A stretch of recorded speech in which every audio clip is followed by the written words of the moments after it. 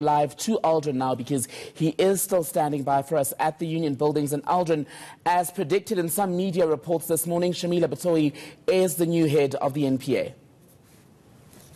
Well, yes, certainly. She comes in as the new head of the NPA, but quite interestingly as well, it is a first female appointed to that position. And you'd remember that she was also the first Deputy Director of Public Prosecutions in KwaZulu-Natal. So certainly a victory for females on the front, considering as well that there have been these accusations and people, people really lashing out at the panel that was appointed because it was an all-male panel. And just now, when it was the photo opportunity, you'd see just men surrounding Shamila Batohi. But yes, Advocate Shamila Batohi is now the new head of the NPA, and a lot of work lies ahead for her. And right now, I'm joined by the head of special projects at the Institute for Security Studies, Otilia Mangwanita. Thank you so much for joining us this afternoon. How important is this appointment, considering listening to what she mentioned about stability within the NPA, and also taking into consideration what the President mentioned about what the court said about this level of instability? This is a very important appointment, not least because we are supposed to be now getting our third NDPP, but we're close to 10. Wow. A National Prosecuting Authority Director is the person who helps to direct the criminal justice system. We have seen from the public a lack of trust, not only in prosecutors, but also in the police. So having a strong appointment, a person who has a history in the NPA, but also who has national and international experience is extremely important. And in Shamila's words herself, I think it really is about fighting the good fight now. And if she can lead not just from the top, but among the prosecutors, that will be what the NPA needs, but also importantly, what the country needs. And leading those prosecutors as well, because here's the other thing, she walks into an environment that some have described as toxic. We've seen during the interviews as well, some of the candidates speaking about the level of politics, but especially, as they said, at a national level. No, undoubtedly so. There have been a lot of concerns about the fracturing within the NPA, the lack of morale within the National Prosecuting Authority. And I think one of the things that has been highlighted, not just in the interview process, but now with Shamila's appointment, is the need for an independent National Prosecuting Authority, but also one that works as a team. So joining in now at a time when there's need to rebuild the NPA, but not just for the NPA's sake, but actually to ensure that people have sufficient confidence in the NPA is going to be a tall order. But I think there are quite a lot of good prosecutors still within the NPA who will be there either at deputy director level to support the work that the NDPP has to do.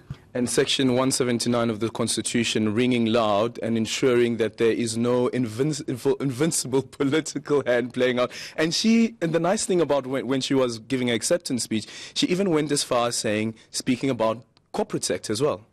Right so, and right in front of the President himself, and with the Minister of Justice and the Minister of Police in the room, I think the message was quite clear that in order for the NPA to do its job, it must be independent. And it must do so as strongly and as passionately as we've seen already now from the incoming NDPP. And that's actually what's needed. And it's not just about holding people in public office accountable. It's about also ensuring that anyone a thief on the street or someone who does large corporate sabotage, for example, is held to account with the same amount of energy, whether you're a small criminal or the big fish. And you've had a slight short relationship with her, that you've worked together on some projects. Just quickly tell us about the Shamila that you know, and the Miss Shamila you think that the people at home should know about, and I guess those working at the NPA as well. Right. Through the work that we do at the Institute for Security Studies, we've worked with the International Criminal Court on trying to build their approach to prosecuting cases, but also have worked with the National Prosecuting Authority in training prosecutors to better understand international crimes.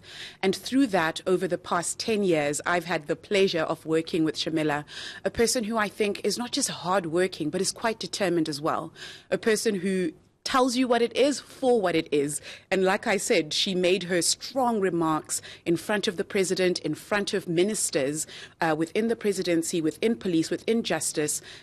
She might have been the only, and a small woman at that, among this group of tall men. but by no measure is she someone that will be a walkover. And I think that's something that the public need to know about Shamila, that she will work hard, she will do the tough tasks that are needed, and she will do it with a smile. Just before I let you go, the Constitutional Court said the appointment must be made by the 19th or within 90 days after the Constitutional Court ruling. But the President now announcing that Shamila will only start her duties in February.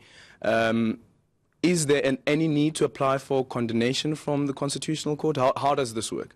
No, not really. So the appointment has been made. The issue now is the current acting National Director for Public Prosecutions will continue to act in that capacity. So it's no longer unknown who the NDPP is. As far as the President's duties are concerned, he has appointed the new NDPP. There won't be another NDPP. There will be an acting NDPP, and then start February, we'll have Advocate Shamila Batoy heading the National Prosecuting Authority. Atilia, thank you so much for your time. Well, there you have it. We have a new NDPP, and her name is Shamila Batoy, so we should get used to that name. And I guess her in-tray, by the time she walks into the NPA's head office, that in-tray will have lots of stacks of stuff that she needs to be doing. But very importantly, just something that I need to highlight is that something that was raised during the interviews about Shamila Batoy is that she was told to actually go for anger management classes after some of the employees of the NPA in KwaZulu-Natal complained and accused her of racism. She said she's not a racist at all, and I guess that's another battle that she'll be facing when she commences a job in February.